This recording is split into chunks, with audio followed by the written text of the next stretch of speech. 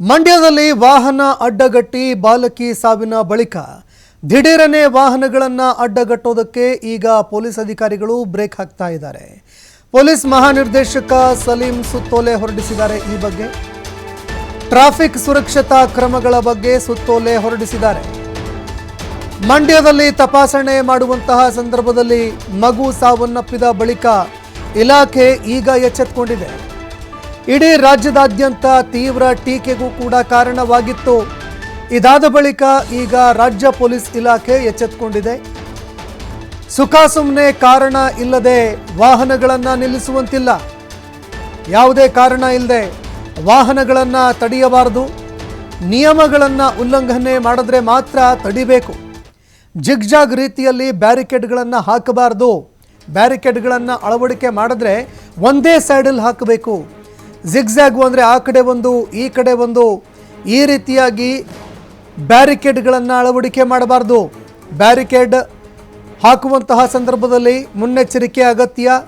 ರಸ್ತೆಗೆ ಅಡ್ಡ ಬಂದು ವಾಹನಗಳನ್ನು ನಿಲ್ಲಿಸಬಾರ್ದು. ಬೈಕ್ ಹಿಂಬದಿ ಸವಾರನನ್ನು ಯಾವುದೇ ಕಾರಣಕ್ಕೂ ಕೂಡ ಎಳೆಯುವಂತಿಲ್ಲ. ತಪಾಸಣೆ ಮಾಡುವ ವೇಳೆ ವಾಹನದ ಕೀ ಕೂಡ ತೆಗೆದುಕೊಳ್ಳುವಂತಿಲ್ಲ. ಪೊಲೀಸರಿಗೆ ಮಹಾನಿರ್ದೇಶಕ ಸಲೀಂ ಸೂಚನೆ ಕೊಟ್ಟಿದ್ದಾರೆ.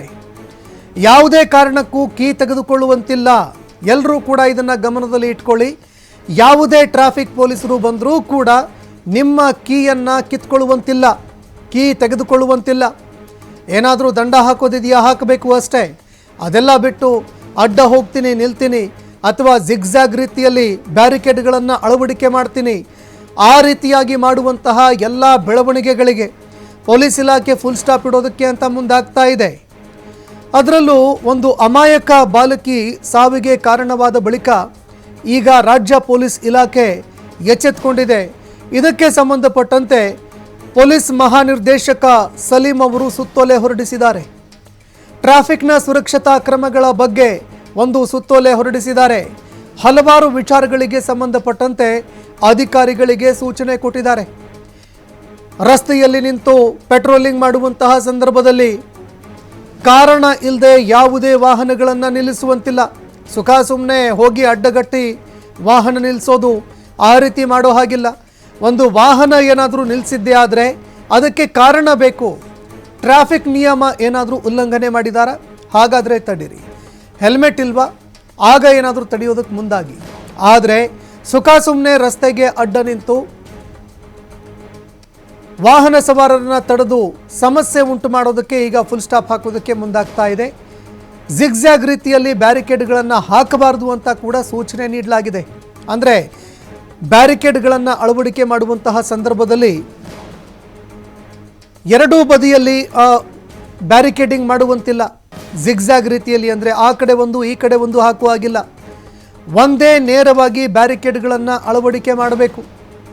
ಇನ್ನು ಅದೇ ರೀತಿಯಾಗಿ ಬೈಕ್ ಹಿಂಬದಿ ಸವಾರನನ್ನು ಯಾವುದೇ ಕಾರಣಕ್ಕೂ ಎಳೆಯುವಂತಿಲ್ಲ. ತಪಾಸಣೆ ಮಾಡುವಂತಹ ಸಂದರ್ಭದಲ್ಲಿ ಆ ವಾಹನದ ಕೀಗಳನ್ನು ತೆಗೆದುಕೊಳ್ಳುವಂತಿಲ್ಲ. ಪೊಲೀಸ್ ಅಧಿಕಾರಿಗಳಿಗೆ ಮಹಾನಿರ್ದೇಶಕ ಸಲೀಂ ಅವರು ಸೂಚನೆ ಕೊಟ್ಟಿದ್ದಾರೆ. ಒಂದು ಅಮಾಯಕ ಬಾಲಕಿ ಸಾವು ಬಳಿಕ ಪೊಲೀಸ್ ಇಲಾಖೆಯನ್ನು ಎಚ್ಚೆತ್ತುಕೊಂಡಿದೆ. ಆದರೆ ಇದನ್ನು ಎಷ್ಟರ ಮಟ್ಟಿಗೆ ಪೊಲೀಸ್ ಇಲಾಖೆ ಪಾಲನೆ ಮಾಡುತ್ತೆ, ಇದು ಎಷ್ಟರ ಮಟ್ಟಿಗೆ ನಮಗೆ ಗ್ರೌಂಡ್ ಲೆವೆಲಲ್ಲಿ ಕಾಣೋದಕ್ಕೆ ಸಿಗುತ್ತೆ ಅಂತಲೂ ಕೂಡ ನಾವು ಕಾದು ನೋಡಬೇಕಾಗತ್ತೆ. ಯಾಕಂದರೆ ಶಿಫಾರಸ್ ಮೇಲೆ ಅನೇಕರನ್ನು ಬಿಟ್ಟು ಕಳಿಸ್ತಾರೆ.